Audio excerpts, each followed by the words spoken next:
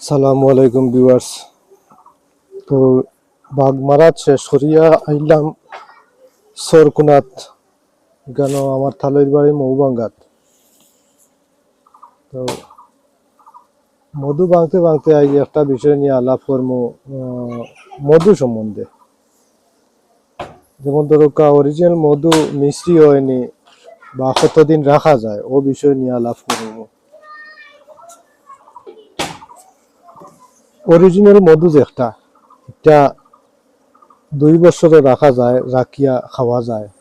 তো 2 বছর বাদে এটা আপনার কোনোটা 18 মাস, কোনোটা 19-20 ওরকম মাস আর বাদে গিয়া হালকা একটু মিষ্টি হয়। তো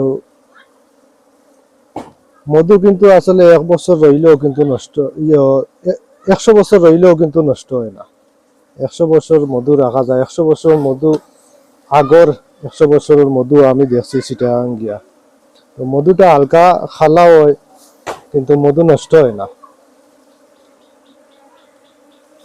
আবার যত পুরান হয় একটা মধু, তারা ঔষধ কোম্পানিত নেই গিয়া, ঔষধ কোম্পানিত বিভিন্ন মেডিসিন ফুরাইয়া একটার ঔষধ বানায়।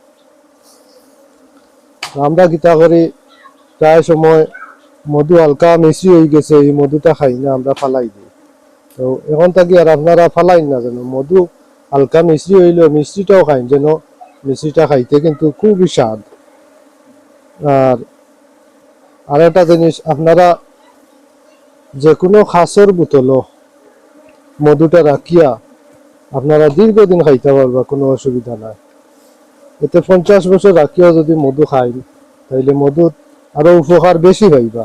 এতে যে মধুর গুণ কমি যাব বা মান কমি যাব, ইলা কোনটা নাই।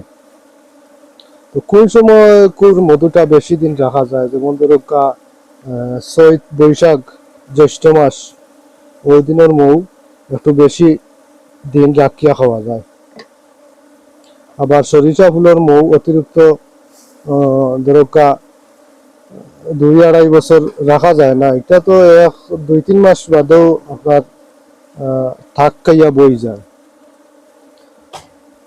তো ভালো থাকবা আপনারা। সালামু আলাইকুম।